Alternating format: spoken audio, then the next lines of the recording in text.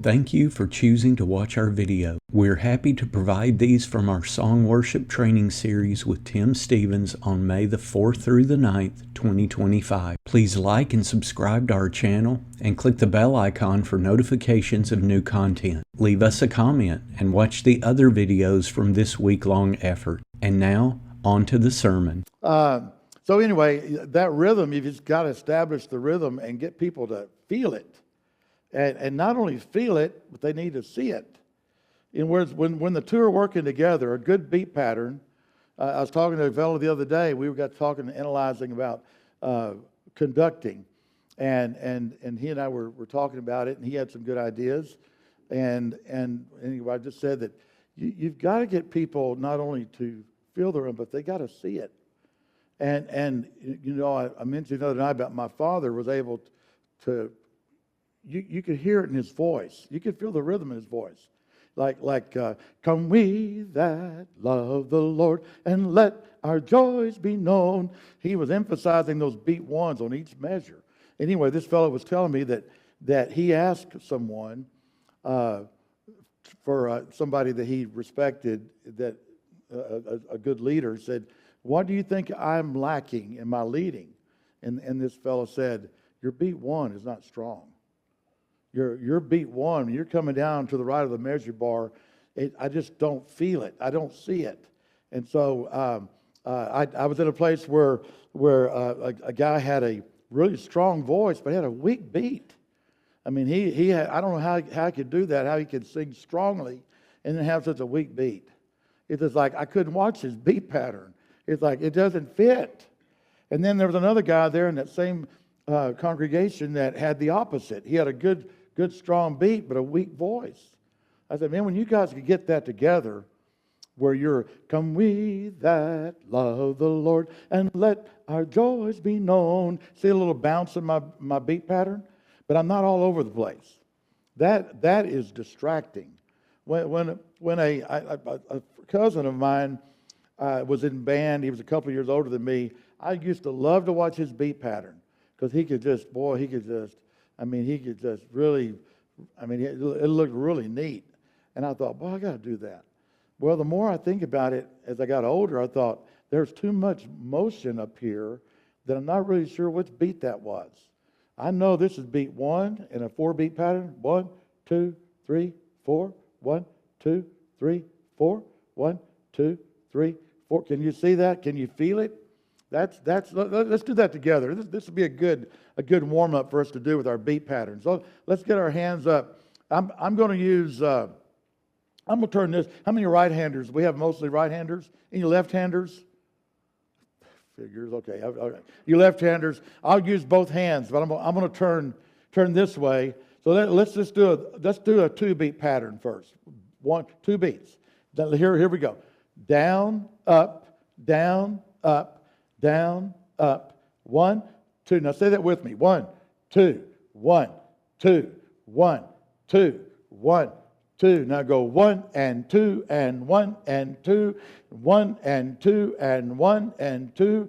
Now let's speed it up now with 1, 2, 1, 2, 1, 2, 1, 2, 1 and 2 and 1 and 2 and 1 and 2 and 1. Now let's do the 3-beat pattern. Excuse me. Down, out, up. Down, out, up. Now say it with me. 1, 2, 3. 1, 2. Emphasize 1. 1, 2, 3. 1, 2. Now 1 and 2 and 3 and 1 and 2 and 3 and 1 and 2, 3 and 1. Now let's speed it up. 1, 2, 3. 1, 2, 3. 1, 2, 3. 1, 2, 3, 1 and 2 and 3 and 1 and 2 and 3 and 1 and 2 and 3 and cut. Now let's do the 4-beat pattern, which is down, in, out, up. 1, 2, 3, 4. 1, 2, 3, 4. 1 and 2 and 3 and 4 and 1 and 3 and now speed up. 1, 2, 3, 4. 1, 2, 3, 4. 1 and 2 and 3 and 4 and 1 and 2 and 3, 4 and 1 and 2 and 3 and 4 and 1. Now when you come in on the 4-beat pattern, you're coming down and then in, out, up. Another thing about the beat pattern is that when you're up here leading, you got to keep it above this. You don't want that beat 1 to get lost behind here. You got to keep it up here. So the beat pattern has got to be up here high. Like 1, 2, 3, 4. 1, 2, 3, 4. Now here's one thing you'll notice about this beat pattern. When it come in, it gets lost in the body. So you kind of want to get it more out here, like this. 1, 2, 3, 4. 1, 2, 3, 4. I've gone back and watched myself in a live stream in a place where I was, and they were live streaming, and that's the first time I'd ever watched myself on a live stream. And I was getting that first beat down below their lectern, and I didn't realize it. In other words, beat 1, where I'm telling you it's got to be strong, it was getting lost behind there. So here's another thing I think is a good idea to keep in mind. When you're beating time, think of this plane right here. I've even done this before, and you might even do it on the pew in front of you. Just kind of lean over and come down on 1 and go over here to 2 and 3, 4, 1, 2. Do that on the pew in front of you. Come down and then in, out, up. Down, in, out, up. In other words, don't let the hand go down, like down here and then down. Keep it up here on the plane. Down, in, out, up. Down, in, out, up. 1, 2, 3, 4. 1, 2, 3, 4.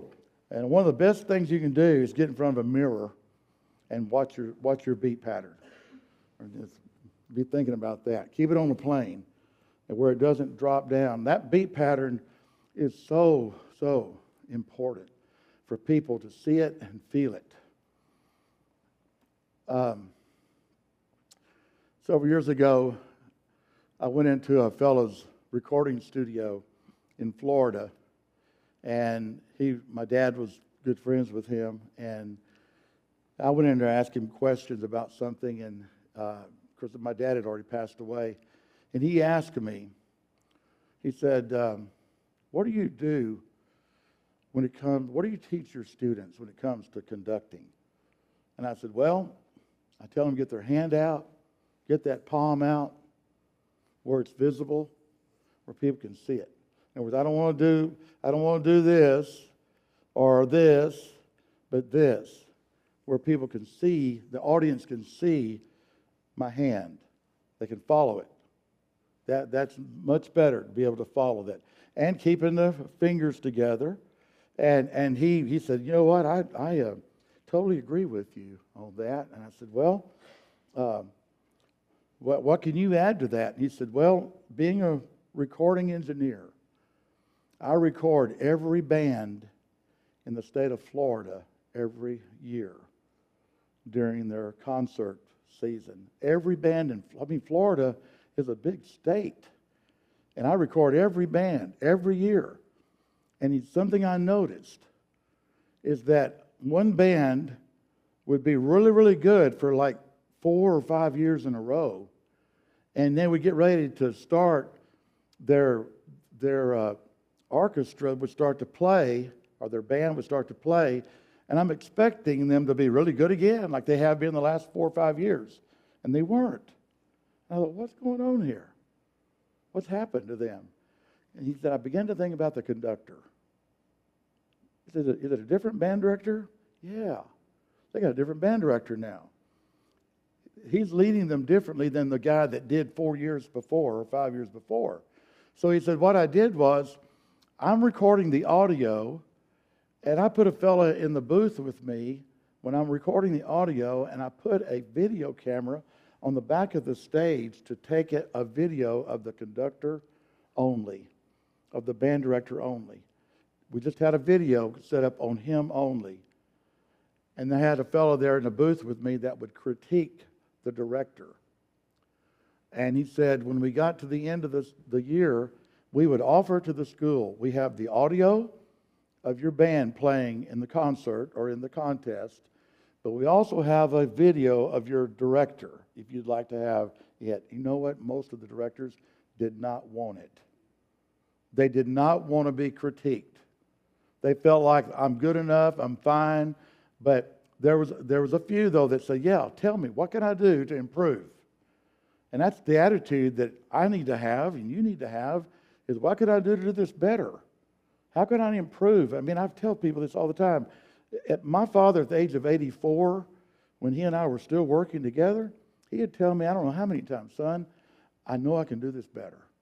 I want to improve. And I said, boy, I've got to have that attitude. We just need to keep that attitude.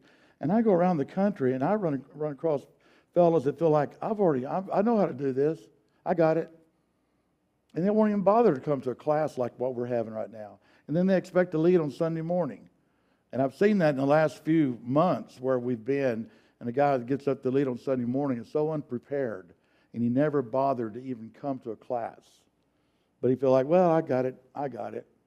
You know, no, none of us have got it. We just need to understand that as a child of God, I'm going to keep giving God my best and seeing what I can do to improve in my efforts to serve Him. This is about serving God and serving His people. You know, and a lot of people will complain about how they can't sing well, you know, and that's, we understand that, but a good song leader makes an incredible difference in a group. Yes. Someone who's practiced and prepared and worked on things, it makes a huge, huge difference. Right, exactly. And we're talking more about the mechanics right now, about what I'm talking about. But when it comes to selecting songs, boy, that's where it comes into play here. Maybe that's not the right word to use. Comes into play, but that's the part that I think it took me a long time to when I put together a song service. Now I'm wanting to know, Kyle, what's your lesson going to be on Sunday? Oh, okay. Now, do you have any song that you have in mind that you'd like for me to lead the group here? He may say, yeah, there's a song that comes to my mind. I think it would work really well before I get up. Or you go back to the book and you look in the back and you look at the topical index. You pick songs that will tie in. And when we tie in our songs in a service, there's continuity. I'd like to get out of this idea that, okay, we have the ones that lead our prayer, check. We have those that take care of the Lord's Supper, check. We have the song leader, check. We got the preacher, check.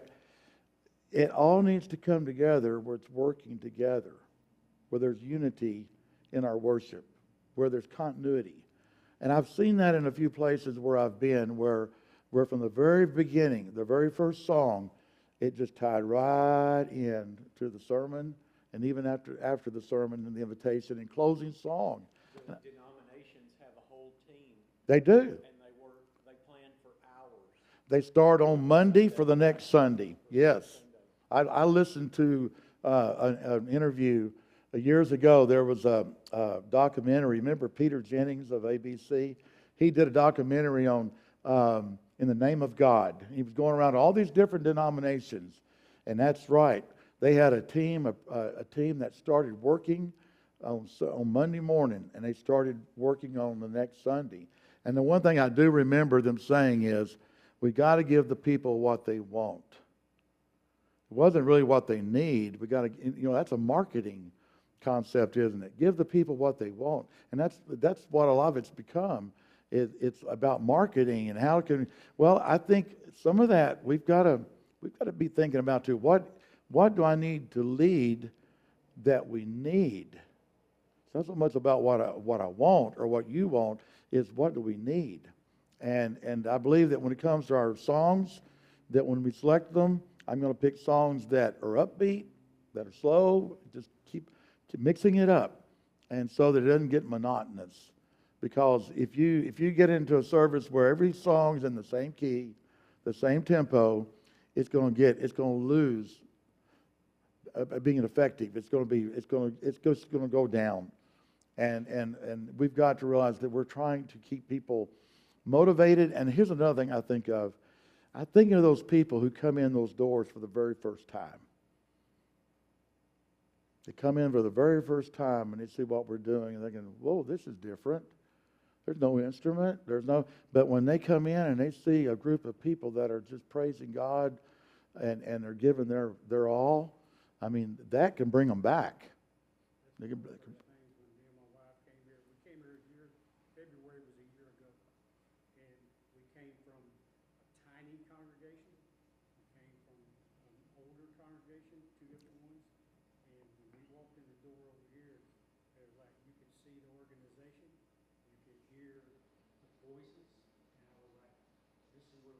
yeah, yeah, right. And that's before he even got up to preach. No, just kidding. But no, it all works together. I mean, it all works together. I mean, everything we do in our worship, it needs to be to our best, and it all works together. And again, brings people back. And again, what are we doing when we're all together? We're teaching and admonishing one another. I mean, there's just so much involved in it. So, all right, anything else you could think of? I think yesterday when you said like the verse started off on the last verse on this one, then over there, how do you start off with the... Well, here's the thing about it. I would prefer when I get to the end of a song of stopping it and starting in the next verse. I mean, and I know what to do in that case. I treat it like a fermata. You know, I hold it and I cut it off and then go right back to the next. Some guys, when they get to the end, it's like, okay, I'm moving now and I don't want to stop. I want to keep going like I did at the beginning, and they go right back into verse 2. Some songs will allow you to do that without any problem, but some songs it's kind of like you need to stop it and then start back in the next verse. And it's just kind of a tricky thing that you just have to be kind of careful you don't get carried away and get in too big a hurry. I remember you in class one time, a good rule of thumb was not every song, but most, get to that last note, give it 1.5 value of what's there, and then go back to start the next verse.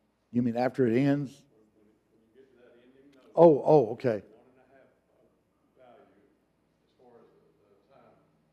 And then go back in the next verse. It's a half note, give it Okay. not at that. Yeah. And that wasn't too long and it wasn't too short. It works along. I never will forget when we first started having, when I started going to the Oklahoma Singing School, 1989. We had, and after that, we started getting more and more people every year, more and more people. And when the guys would get up to lead at night, up on the stage there in front of all the people that were there, we could only let them do one verse. Y'all remember that? They could get up and lead one verse of a song, and then the next guy would get up, because we had so many. How many we'd have up there on the stage? I mean, we'd have the Doe group get up, and the Ray group, and the me, and the Fa. And I mean, we just didn't have time for everybody to get up there and lead all the verses or lead two verses. They had to lead one verse. And I remember on the final day on Friday, I asked my class that day, I said, all right, this is our final day. Is there anything that you all want to work on? And they said, teach us how to go back to the next verse. Because all we've done is stopped after one verse. We need to know, how do I go back to the next verse? And we worked on that pretty much all day. And that's a very, very good question. If you turn a metronome on, Oh, and you practice with the metronome, it's very weird. let them hear what a metronome. To make that transition. Yeah, let them hear what a metronome. Some of you know already, but when you have a tempo that's established. You're doing a song in 3. You know, and you reach the end. If you want to roll back into the next verse, it's just very, very awkward without a pause. Yeah. So anyway, so all right. What else? Anything? Yeah, that's the tempo there. Whenever a lot of times that's used when someone's practicing their instrument and they want to keep that tempo consistent. You have a drummer, Yeah. but when you're at home, that's what you have to use. All right. Go over in the workbook. Go over to page 73. Let me just, on page 73, about the fundamentals of rhythm. And by the way, tonight in our class, I'll be getting more into pitch, but probably not going to have time to do that tonight or this afternoon. But here's the beginning of rhythm, and there's the fundamentals of rhythm at the very top there, the notes and rest. We have our whole notes and our three-quarter note and our half note, what they look like, and then look at Roman numeral 2, simple time signatures and their meaning. You know, there's the 2/2. The top number means there's 2 beats per measure. And then that bottom number is saying that each half note gets a beat. But now look down the one below it, 2/4. 2 beats per measure. Again, look at the top number, 2 beats, and then each quarter note, that bottom number 4, is representative of a quarter note, gets a beat. And then we have 3/2, 3 beats per measure. 3/4, 3 beats per measure. We're going to use that 3-beat pattern. And then we have 3/8 time. We did that last night with the old rugged cross. And then we have 4/2 and then 4/4. So those are the simple time meanings that I've been or signatures I've been talking about the last 3 nights. Now let's go over to page 74. Just pointing out some things to you that are here that we've been talking about already in our classes. Roman numeral 3 at the very top of page 74 is compound or triplet time signatures.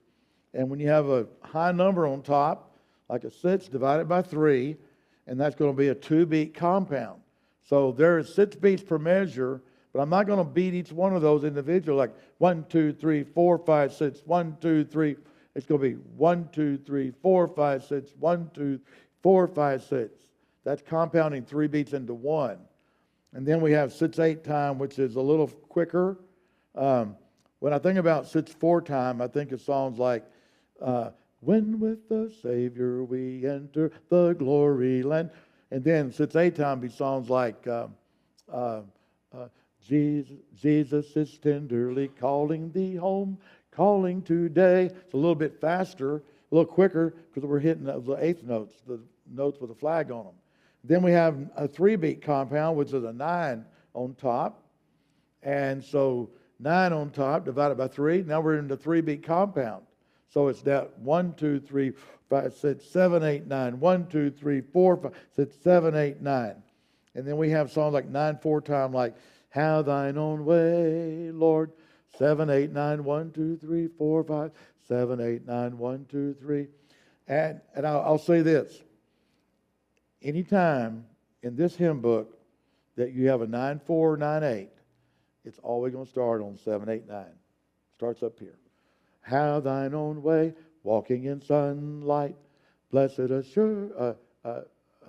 Blessed assurance. Blessed assurance. Every 9/4, 9/8 song starts on right up here, and your preparatory beat would be out here. Blessed assurance.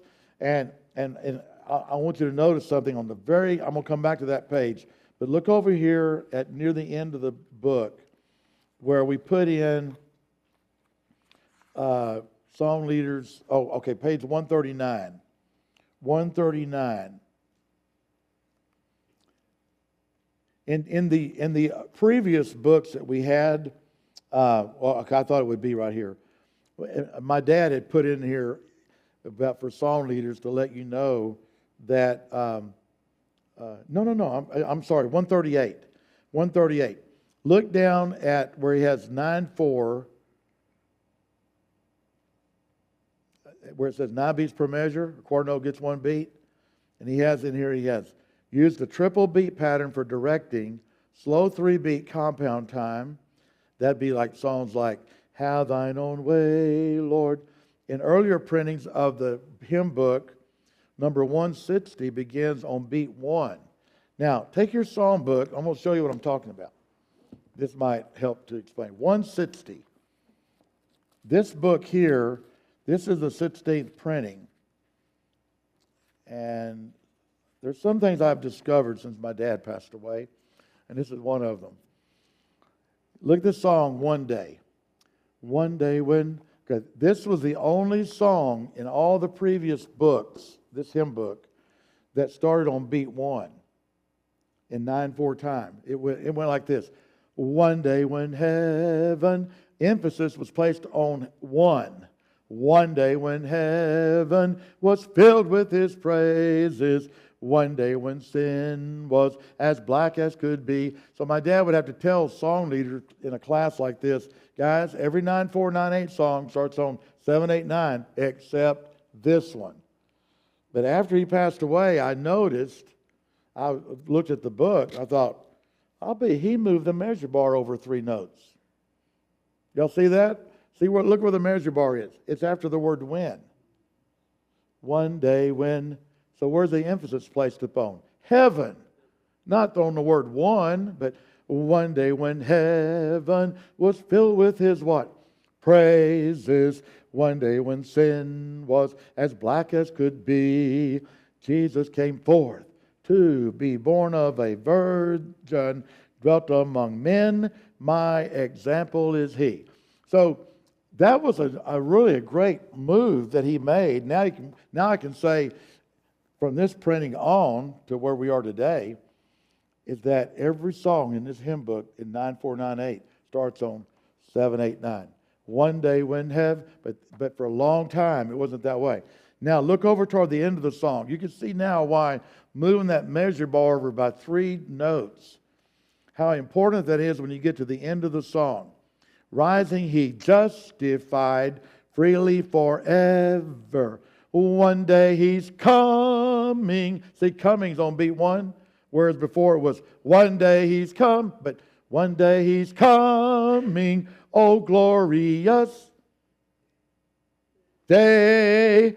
That's beat 1. That's strong.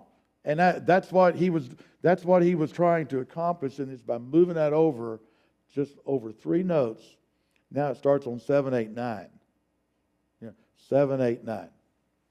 So is there anything to the general rule that a 9-8 song is going to be led a little faster than a 9-4? 4. Or 12-8 a little faster than 12-4?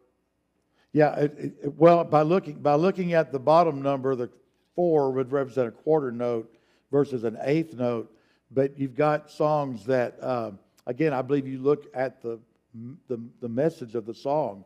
What's the song about? Like 9-4 versus 9-8. Oh, you know what? Let's go back to our workbook. I know I'm jumping around here, but things that just pop in my head here. And by the way, that page 139, those suggestions for song leaders, that's just years of things that my dad would write down, or I would, mainly him. But he'd just say, oh, these are things that you need to keep in mind, guys. Read these things through. These are things you needed to remember of how you need to conduct yourself as a leader in worship. I mean, the way we dress. We don't want to do anything that's going to be distracting in our worship. And if I get up there and dress sloppily, or if I'm up there even beating time in a sloppy way, that's distracting in our worship. And that's an enemy of our worship. And who's our adversary, our enemy? It's the devil. He wants us to be distracted. And we got to fight against that. So anyway, those are things that are very, very important to read through those things. But I'm going to go back to the rhythm page again with you all. I want to show y'all something, another thing I discovered after my dad passed away. On page 77. On page 77. This might help in your question, Kyle. Look at conductor beat patterns. We've got the simple time up there. The duple beat pattern is down, up, down, up. 2-2 time or 2-4 time. And then right next to it, we have 6-4, and then we have 6-8. That's our compound rhythm. But look at the note that's over there on the corner, on the very edge of the page where it says note. Look at that, hand movement speed. Now, I think this answers your question. Hand movement speed is the same with 2-2 and 6-4. A simple time and a compound rhythm. Let me just demonstrate right here. I'm going to do God Is So Good with 2-2 time. And then I'm going to do Won't It Be Wonderful there with 6-4, and I'm not going to speed up my hand. You may think I am, but I'm not. I'm going to go, here's simple time. God is so good. 1, 2, and 1, 2. When with the Savior we enter the glory. Y'all see what I did? I went into compound rhythm, but I didn't speed up my hand. But God is so good. 1, 2, and 1, 2. 1, 2, 3, 4, 5, 6. 1, 2, 3, 4, 5, 6. My hand movement speed remained the same, even though I went into a compound rhythm. And then what he put in after that, he put hand movement speed is the same with 2/4 and 6/8. So a 2/4 song would be a song like "Lord, we come before Thee now," and then Jesus is tenderly calling Thee home in 6/8 time. So watch my hand movement speed. I'm not going to speed up, although I'm using quarter notes with simple time and going into eighth notes, but I'm keeping my hand movement speed the same. Lord, we come before Thee now. 1, 2, 1 and 2 and 1, 2, 1, 2. Jesus is tenderly calling Thee home, calling today, calling today. I'm not speeding up my hand, but it seems faster, doesn't it? But we're using eighth notes with the flag on it, with compounding 3 beats into 1. So that's the difference of simple versus compound. Then the same thing, look at the triple beat pattern. Triple beat pattern, we have 3/2. Songs like "When My Love to Christ Grows Weak," or we got 3/4 time, "Christ for the World." See, the 2 on the bottom represents a half note. It gets more value than a quarter note. So when we do "Christ for the World," we sing, we're hitting quarter notes. Quarter, quarter, quarter, quarter, quarter, quarter, quarter. 1, 2, 3. But then on when my love to Christ grows weak, the value of those notes, half notes, get more value. They're longer in duration. And then look at 9/4 and 9/8. There's our compound rhythm. Take the top number 9, divide it by 3. We're in a 3-beat compound. Now look at the note that my dad put down over there on the side. Hand movement speed is the same with 3/2 and 9/4. Here, I'm going to demonstrate for you. 3/2 versus 9/4. I'm going to go from "When my love to Christ grows weak" into "Have Thine Own Way, Lord." So I'm going to go, when my love to Christ grows weak, have Thine own way, Lord, have Thine own way. I went, when my love to Christ grows weak, 7, 8, 9, 1, 2, 3, 4, 5, 6, 7, 8, 9, 1. My hand movement speed remains the same.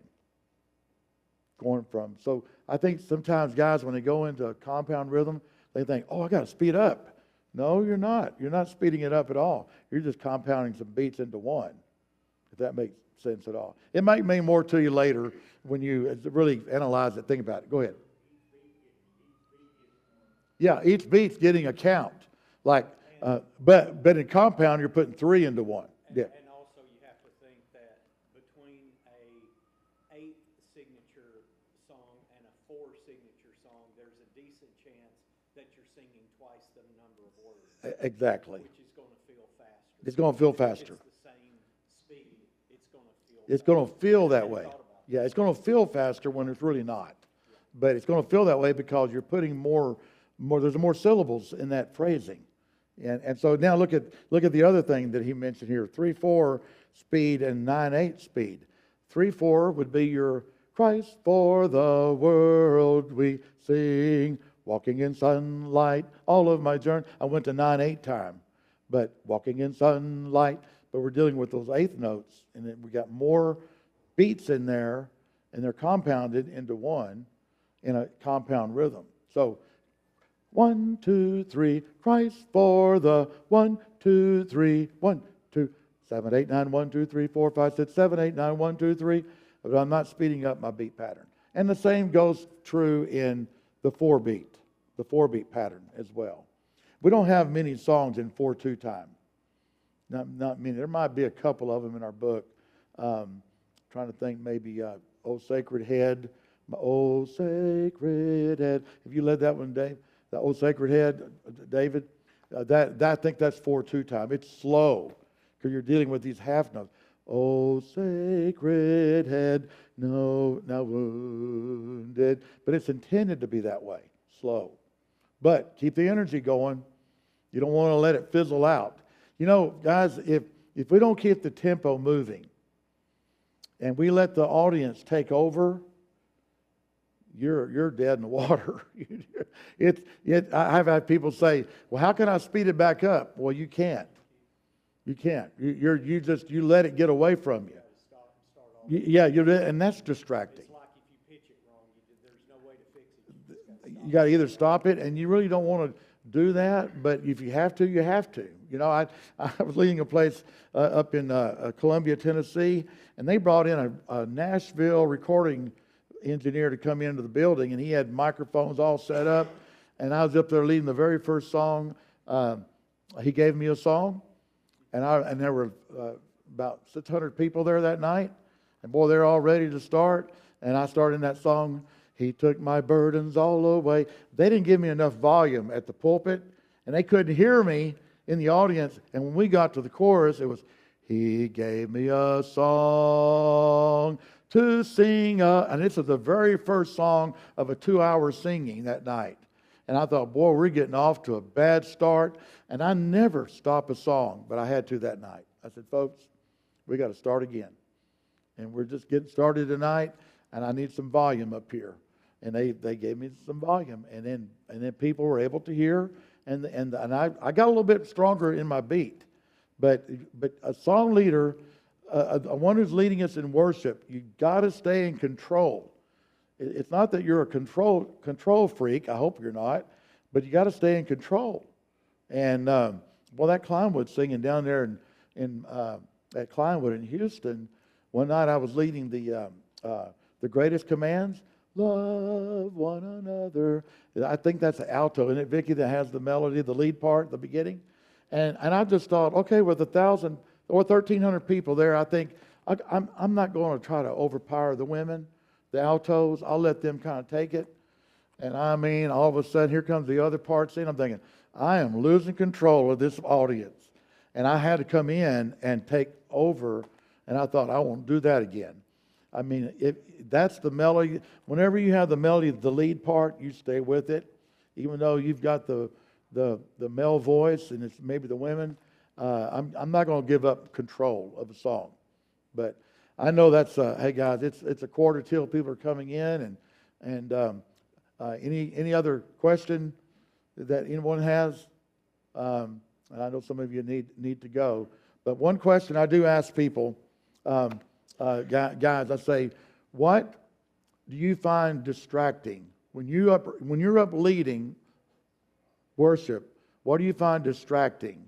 And man, these song leaders will say, well, when they're not singing, or they're not looking up, or they're getting up and they're walking out and walking in, and people just not singing.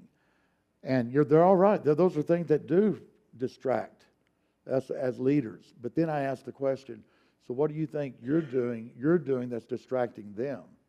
And they can't think of a thing. You know, you got to think about that. What am I doing that may be distracting? If I'm not getting the correct pitch, if I'm grabbing a pitch out of the air and it's too high or too low, guess what? I'm the reason for that happening. If the beat pattern or the tempo is not what it ought to be, whose fault is that? It's my fault. I need to work on that. And there was a time when we were, as young boys, leading, we'd get on to the older people and say, oh, you're all just dragging us. Well, the problem was really with us. We just weren't coming out strong enough. And we just got aggravated. And that's not a time to get up and get on to folks. All right. Thank y'all for coming.